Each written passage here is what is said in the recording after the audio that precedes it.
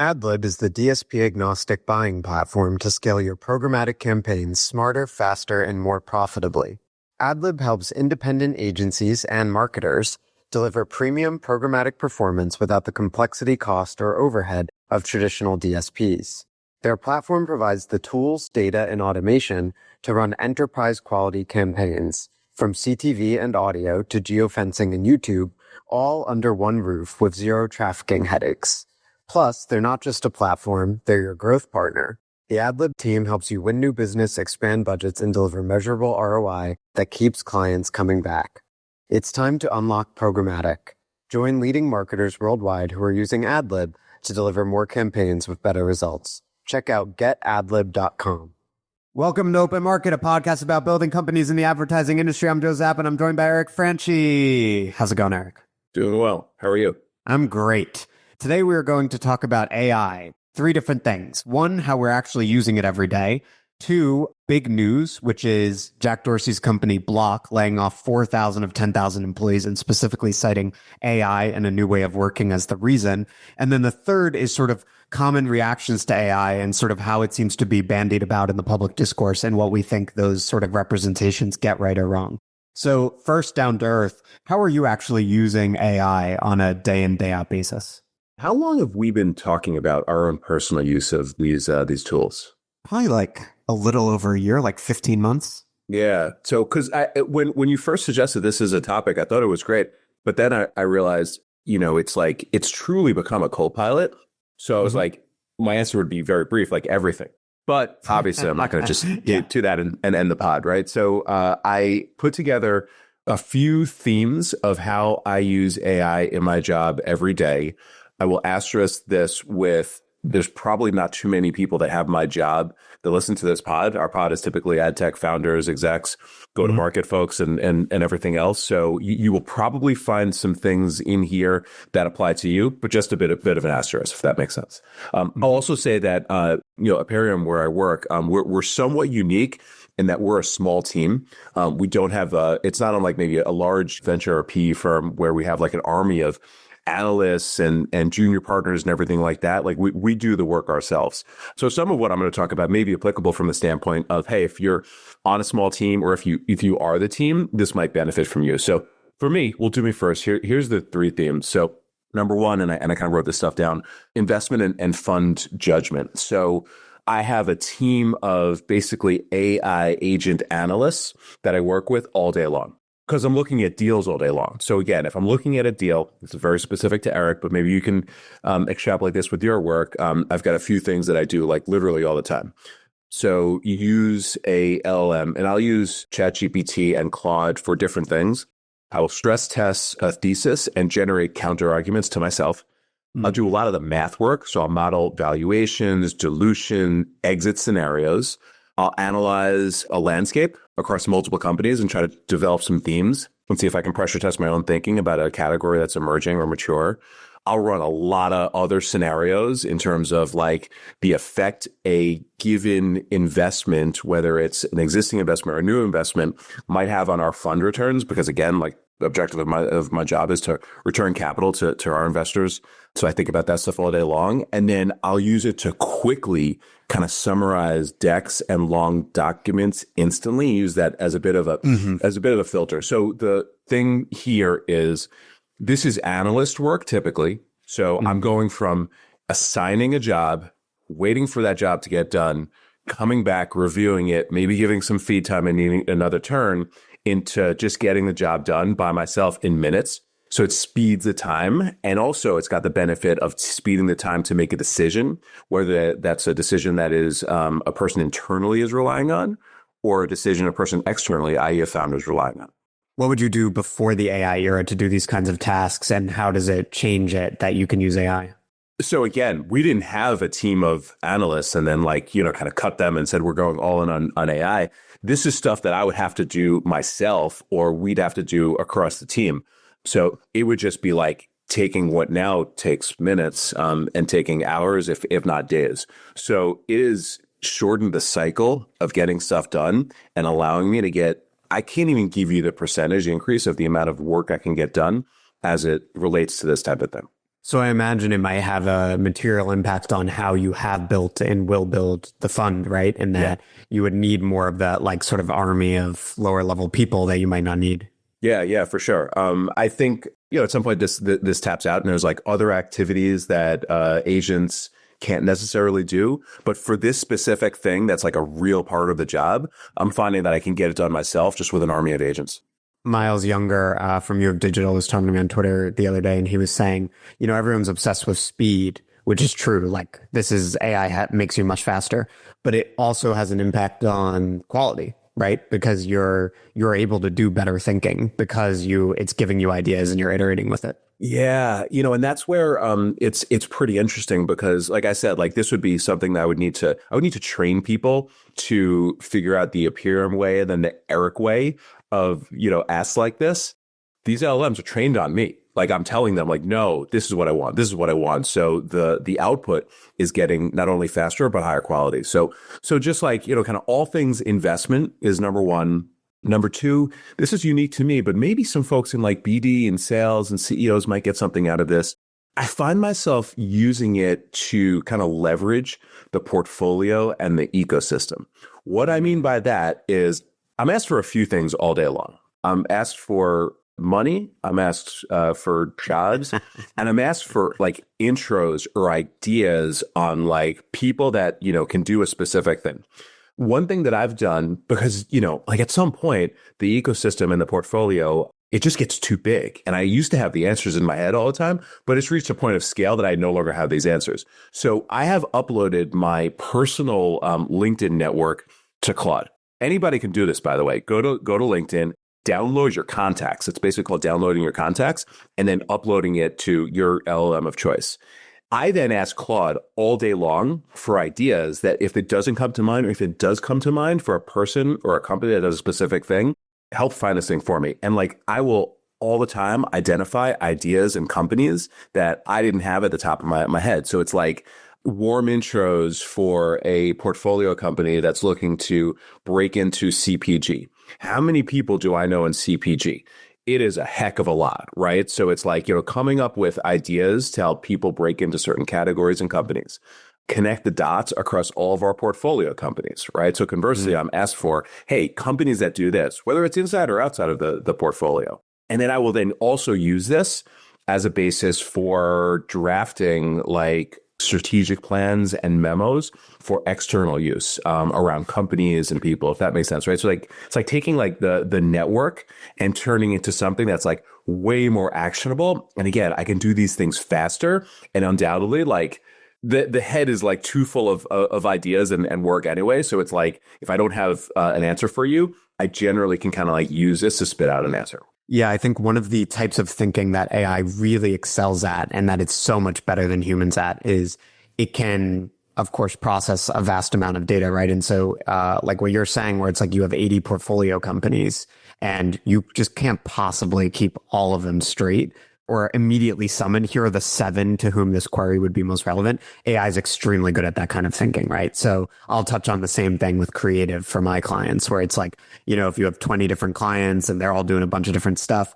like teasing out specific details that are relevant to a specific problem or query is something that AI excels at. Absolutely, yeah. And then the third thing, again, these are just 3, but these are the 3 that kind of came to mind. It's like communication assistant and then like execution assistant. So I have to write a lot, whether that's like, investor updates, other materials we might use in market, stuff that I write on behalf of companies, negotiations with other parties. Like a lot of this stuff is just, I write a bunch. I don't use like LLM outputs to do my writing for me, but it's like pressure testing a lot of this stuff or improving them or asking like, hey, how can this be better? I find that to be like extremely helpful. And this is where Claude is doing this more for me than formerly ChatGPT would. ChatGPT is like awesome for just like, hey, write this thing in my voice or rewrite this thing in my voice. I tend to upload things to Claude these days and say, hey, point out where I'm getting this wrong, where I can improve it. And it doesn't do the rewriting for me. It will give me suggestions. And then again, the other thing is like, I'm trying to just like, move faster. So when I'm able to get materials created faster, I can move from like meeting to deliverable that much faster, right? So it's like it augments my work, it augments my judgment, and then just like compresses the time. Yeah, maybe that's a good segue into my three things, my three buckets, because my first, of course, given my métier is going to be creative, right? So mostly writing. So I see a lot of people out there using AI still very poorly for creative. And what I mean by that is copy paste. Don't do that. And almost, dude, it's like, it's tons of people I respect. And I'm like, guys, we got to put like a little more effort in this. So I think the mistake that a lot of people make with creative when it comes to AI is, they're just going to it and they're like, write something on this, like, for example, anyone in our industry, TDD reported earnings this week. You could have gone to AI and you could have been like, write an analysis of TDD's earnings, right? And you would get something that would be fine. But my POV is you should be using AI for virtually everything you write. It can expedite and improve the process, but it has to be collaborative. Like you said, it's a co-pilot. And so the way I use it as someone who's, writing tons and tons of stuff is first, I'm going to train it. It's basically three things. It's training, prompting, and editing, right? So on the training, like for all of my clients, I have an ongoing chat going with ChatGPT, which is my, LLM, my default LLM. And so it's trained on sort of how I view the client, how the client views themselves. I feed it my main strategy doc that I create for every client. So it knows like the main narrative we're trying to land in the market, past blog posts they've written. So it knows like the CEO's voice, all that stuff. So it has that background to begin with. And then I'm going to prompt it. So like if I want to write a LinkedIn post for a CEO or I want to write like an article for them, I'm going to give it the outline. So I'm going to say, if it's a LinkedIn post, I'm going to say, here's the hook, because that's the most important thing of all, right? Here's like the first line. And then I'll give it sort of the meat of the post. Like, this is generally how I think the argument's going to go, yada, yada, but it's not polished, right? Doesn't have like writerly polish. And then I'll just say like, polish this or expand this in XYZ ways, like polish this post, keeping my language, but add in XYZ, right? Add in the client's usual take on this or that. And then it's going to give me the output. So then after training and prompting, then comes editing. And the most important thing with editing is you make sure it's true to your POV, or in this case, the client's POV. And then you also eliminate what I call bot voice, right? So we all know what that is. It's the dashes. It's the not just this, but also that or whatever. It's the like staccato rhythm of ChatGPT where it loves like lists and periods. So basically you have to do those three things as train, prompt, and edit. And if you do that, AI should make you vastly faster because like, look, part of my being decent at what I do is like, I'm a very fast writer and could like write a byline, like a 800 word essay. I could do that in like an hour, right? But with AI, if it's already trained, I can do that in like 20 minutes, right? And then maybe, other people on my team help, but it's like, it should make it both better in the sense that it's able to do what you were saying about the portfolio and like bring in so much detail about the client and reference past examples they've used and all of that. And then it should make it infinitely faster, right? Things that used to take 5 hours should take under an hour now. So that's how I use it for creative. I'll pause there for a sec. Yeah, that makes perfect sense. Super technical question for you. How much are you using Claude? I don't. I just stick with ChatGPT. I know people love Claude, but I'm like a one AI guy. And I get it. And I get how spending 100% of time with ChatGPT makes it that much better for you, specifically for the way that you're using it. I would be interested, and probably the audience would be interested in if you started to use Claude maybe for different types of tasks. Because I'm finding that it is really, really good.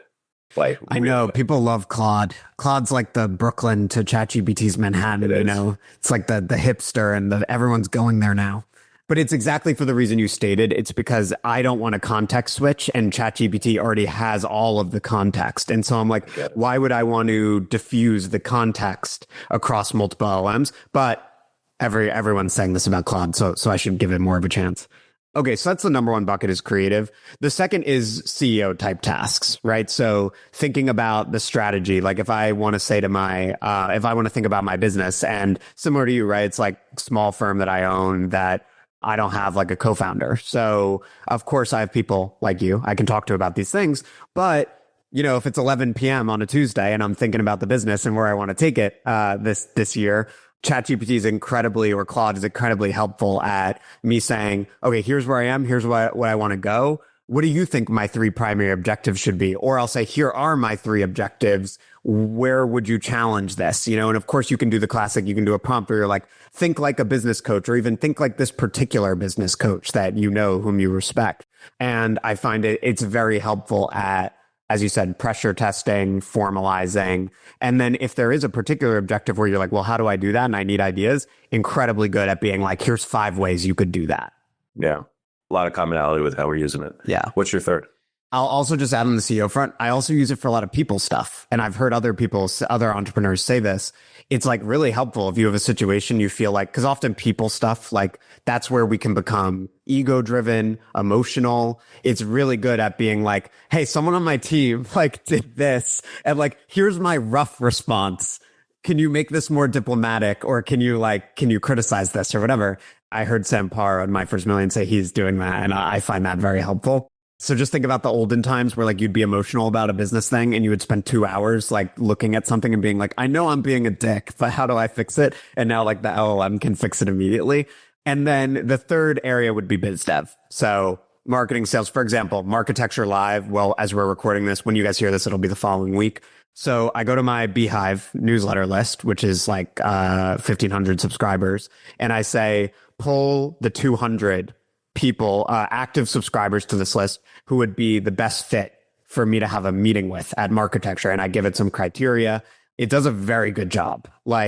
In 1 second, you get a list of 200 people, and I went through it and I only pruned like 25 of the 200 names. Like, think about that. Like how long it would take you to go through it one by one. And then it just does it in like 5 minutes and like gets it 87% right. Yeah. I just can't, if I just think about the olden times, pre like ChatGPT and Claude, it's incredible. So it's truly given superpowers. One comment to you on the people front. I've used some of this at times to like offload angst. So if it's just like, hey, like I gotta like, let somebody down, say no, just like push back on something. I find that, just like saying to an LLM, hey, I got to do this, like, help me think through the right way to do this. It then, kind of comes back with its idea on it, or ask me for some clarification. And it's like, I just find that not being in my own head and just like obsessing over how to like do this thing versus just like, hey, like, I don't want the stress. Like, hey, you got the problem now. You help me with the solution. I found has been a real unlock for me. Taking it from inside the head. And again, criticize and improve your thinking, right? So maybe you're thinking about, or justify, right? It could do either, right? So, and you can explicitly tell it to do that. You can say, give me the yes case, give me the no case. So yeah, I think that's helpful. And I also think, like I was joking about the Tuesday at 11 p.m., any CEO, manager, whatever, you're having these thoughts after work hours. And that's one of the most challenging things, because historically, it'd be like, even if you have someone in your org you could touch base with on this stuff, you might not be giving them that call at 11 p.m. And so just having an always on, thought partner, I think is super helpful. So like, we're not coders, right? We're not software engineers. I think both of us look at some of the things that people are doing that are, more technical with like great envy. Like, they're just like, they got agents that are just like doing jobs and they're using it in such an advanced way. Is there something that like you want to do with AI that you just haven't gotten to yet, or like a thing that you're like really interested in doing? Like I have mine, but I'm curious if you've got, just like your kind of like bucket list or wish list of AI capabilities. I have been thinking about this, in fact, thinking about that exact question and like, should I be spinning up like semi-autonomous agents and what would they be doing? That's what led to this episode. Is I was thinking about that because I hear, all these entrepreneurs talking about spinning up agents. And I'm like, look, I don't really use AI in an agentic way at present, in the sense that it's like I'm prompting and I'm iterating with it, right? But I don't have like autonomous agents where it's like I go to bed and then they're doing all this stuff. And so I am on the lookout for opportunities in my business where that would become relevant. I do think, like, look, the most obvious one is, could you have an entry-level writer that is an agent, right? Where it's like the thing I'm describing doing, where it's like, I'm going to ChatGPT and I'm saying, here's the training, here's the prompt, whatever. And I think the obstacle to that, and someone's probably already solved this, I don't think it's standard practice yet, is you would need that person, that would need to be an AI that's like in the meeting, right? Which obviously there are AI note takers. It would need to be like in the meeting, and then it would need to be able to have the intuition itself to be like, well, we discussed this in a meeting and I should probably do like a blog post about it. And then it goes off and does that. That probably is the future. And you would still, again, want that senior person, like just like I do for my junior writers. Like I'll be in a meeting and I'll be like, here's what we should do. And I'll basically think it through in real time. And then the writer goes and executes, right? You could have AI doing that. So that's probably the application. What's on your list? That's cool. For me, so we've been doing this being the firm, the investing for 8 years now. We've invested in like 80 odd companies. We have a corpus of information, so much information on every company we've looked at, every company we've invested in, the trajectory of that company. We have everything, right? So like I would like to at some point like lock myself in a proverbial room and build an AI that has the entire corpus of every decision that we've made and the reasons for all of those decisions, and be able to start to use that to scenario plan and ultimately see if I can come up with like patterns of how to make better decisions, you know? And so much of this is just like, you can't rely on these types of things because there's so much like kind of like luck involved in like startups and investing. And the future is never unlike the past. But if I can, to even a small degree, just like come up with some sort of insights to help make me make better decisions, the impact that I can have from a returns perspective could be incredible, right? So it's like, we've talked about TV Scientific sometime, like everybody knows, really, really great outcome for the company and for us as a firm. What can I do if I just like figure out the decision I made back then, the thinking that went to that decision, you know, the company trajectory? Could I identify the next TV Scientific earlier? And can I make a appropriately sized investment earlier? And that could have incredible outcomes. Yeah. Or, you know, again, if I just think about it from a returns perspective. So that's a big project, but we're going to do it. Yeah, it's sort of like a predictive modeling type thing.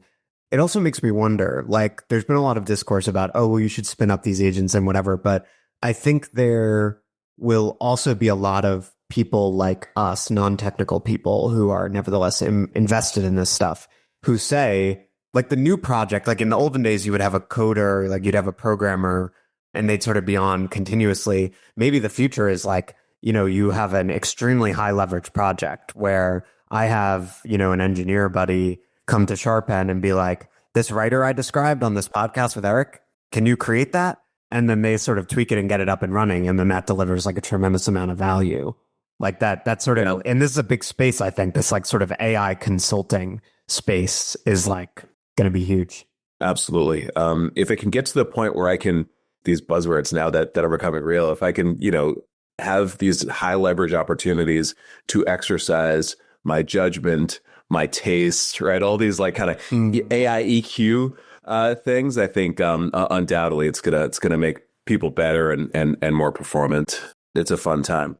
But it's also not a fun time if you were on X and the internet yesterday, Thursday, February 26th, and you saw this bomb that Jack Dorsey dropped about his company Block. Why don't you take everybody through what happened, Joe? Yeah, so Block laid off 4,000 of its 10,000 employees and very unequivocally cited AI as the reason. Jack put out an X post that went super viral, and you know, a lot of other firms have made these cuts, but they usually make them in smaller iterations. And they also usually are not upfront about AI being the reason, or maybe they allude to it. But in this case, it was very directly, we are cutting off 40% of our staff. This is like a $30 billion public company. Stock popped like 20% on the news. And they just said, we need to come up with new ways of working. And we're just going to rip the Band-Aid off and figure it out. So, Eric, I'm curious for your reaction to this news, the sort of, you know, we can get even into like the sort of socio-political consequences a little bit, but more directly from like a corporate management standpoint, like, what do you think of doing it this way? How do you actually inspire people to adapt to the moment, et cetera? It was wild. I happened to be, scrolling X when he made the post, and I was shook. And subsequently, a lot of people piled on with thoughts. So I have my own thoughts here. We can go through them. So this is what he said, and we saw the result. So other side of this, some questions I'll ask you. So it's like, this was Block. This wasn't Amazon. This wasn't Microsoft. This wasn't Meta. This wasn't Tesla. This wasn't NVIDIA, right? So I think it's understandably, it's 10,000 employees, public company, visible CEO, lots of jobs. I think how much weight do we put on Block making this decision versus a S&P 10 company, S&P 50 company making the decision? Although, by the way, this is an S&P 500 company, right? So I think that's kind of thought one. And you don't need to react to all of this stuff. I'll put this out there just as the other side of it. Number two, is this a Jack Dorsey issue? Elon Musk famously walked into X after he closed the purchase and, had the kitchen sink. I forget exactly what the kitchen sink meant at this point, but he very famously reduced the workforce by, I think, 75%. And what's the common thread between Block and X? It's Jack Dorsey, right? So perhaps this is an indicative of maybe mistakes that Jack Dorsey makes in company building and hiring. I don't know. I'm not saying that. I'm asking the question. How much of this is like a bloated company post-COVID that didn't make the reduction that it needed to make prior, and the AI wave giving them a convenient excuse to do so? And then on the other side of it is this was actually according to Jordy from TBPN, this was the largest S&P RIF by a percentage of the workforce in history. So, oh wow, this was big, yeah. So anyway, so just some thoughts. Do you want to react to that, and then we can talk about the next level? I think it's a very big deal because it is a sizable company, as you said. It's still a SPY company, 30 billion market cap. Also, Jack has an disproportionate influence because of the cultural influence of Twitter, now X. So there's that. Of course. Look, I think the reality is most corporations are super bloated, right? Like most corporations, and it's because of the culture. Like people in corporations, they say no to a lot of stuff. And they spend a lot of time being like, should we do X or Y? And kind of like thumb twiddling, right? Like that's the reality. And it attracts that kind of talent, right? Because people who are like outraged by that culture of kind of like inertia and sort of deliberate decision making, they go start companies or they go to startups or whatever, right? So I saw this post, and forgive me, I don't remember who it was, but someone said, most corporations could do some version of this. It might not be 40%, but it's like they could do a version of this. But like as a society, we need to think about the ramifications of like every corporation doing this. Like there will become a point where it's like actually like a socio-political problem. And you already see the public, which we're going to get more to with the third item on our list. You see the public being like very anxious about the impact of AI on jobs. And so I think that is like a real problem that, to your point about the difference between like Block and like Amazon, like those companies, like the companies that really are in like Congress's line of sight, they need to think carefully about the like communications ramifications of admitting that AI is going to mean they're going to, have their workforce. So that's something to think about. I'll just hit one more note before I turn it over to you. So there's the like, most corporations could do this, should they? And like the policy and sort of reputational risks. The other thing I'm curious for your brain on is like in theory, it makes sense to me that you could do a big reduction in force with AI. But I see on my own team that it is more complicated than a lot of people make it out to be, right? Because as I was saying earlier, like, yes, AI definitely makes you faster, but it is a co-pilot. It's not just fully replacing people as of yet, right? And that's maybe where we come back to that, like autonomous agent versus human working with AI. Like, as long as the human's working with AI, the human still needs to do a lot of work. And the other thing is, the rank and file are never going to say, yeah, you should fire half of us and like just throw some AI agents on this, you know? And so that's where I think that's part of where it's coming from with Block is they're thinking like the team is never going to be ready for this. And they're never going to tell us now is the time to do it. So we need to just go whole hog and then ask people to figure it out, and they will. But the only way to do it might be to do it in this incredibly aggressive manner. As a Block employee coming to work today, I'm very curious, and maybe we'll hear from some of them, and maybe we'll hear from some of them on background, through the media. Like, what are you being tasked with, right? Like, all of a sudden, there's 40% less employees, and were you ready for it? Are you receiving direction? Are you receiving support? Like, I just don't know. Jack Dorsey is an incredible. I think he might be more properly called an inventor than an executive, and certainly a founder as well. Like he basically, I think, is credited for inventing X. He invented Square, which was the foundation of Block. He is more successful and better than me in every way from a corporate standpoint. So I'm not criticizing him at all. It's just this is big. It's a biggie. And the thing that again, sort of like societally I get concerned about was what you said earlier, which is he made this announcement and the stock popped 15% in, like immediately, or 20% or something like that. The CEOs are measured by investors in one way, their impact on the stock. So if we see that making an aggressive cut, saying it's because of AI, and then having this direct result happen, I mean, every CEO has to be thinking about this. Like, this is literally incentivizing CEOs to make this decision. So I get concerned about this happening quickly without companies being prepared, without people being prepared. And again, it's probably a weird thing for a VC to say. I know, like, a lot of my counterparts might take the other side of this, and I understand why, but like, whoa. Yeah. When I read Jack's statement, I immediately felt like this is very geared toward shareholders, right? Like there was specifically a paragraph in like this 5-6 paragraph statement. It was like 3, I think, where he says, we're not doing this because our business is weak, right? Our business is strong. We're growing.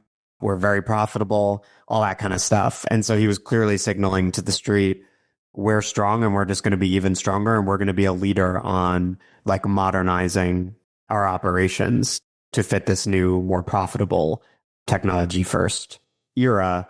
But I do think that's probably a sensible way to do it, right? And there's like classic wisdom. Right, exactly. There's the classic wisdom of all at once instead of a million paper cuts. And I do agree with that. Having lived it in previous lives, trust me. Yeah, it's better that way. So it makes a lot of sense to me to do it the way they did it in the end. But look, I think it's just Block can get away with it. I don't know if like Amazon and Google, to your point, can get away with it. Like, I mean, they'll get away with it in the sense of like they can do it, but companies of that size need to think more about like society, right? And like tipping the scales so much that regulators are like, holy shit, we need to put a stop to this, which there's already a lot of enthusiasm for on both sides of the aisle, is like essentially just trying to freeze AI. Like you see Bernie Sanders being like, no more data centers. The biggest companies need to think seriously about that kind of sentiment and whether they're stoking it. And they are. I'm sure they are. But I also think that this may be something that we'll look back on as, opening up the floodgates. Crazy time. Yeah. So let's end on this note. Apropos of public sentiment, a pop cultural reference for all of you. Many of our listeners are probably watching The Pit, which is a hit medical drama on HBO. It just won like all of the awards for last year in TV, starring Noah Wiley, who's involved in ER. I don't know about that. That was from a time before me, but that happened. Anyway, AI is a big plot point this season. And basically, it's like a new attending comes in to replace Dr. Robbie, the head of the ER, and the emergency department. And she's like, we're going to use this generative AI app to like do all our note taking and stuff.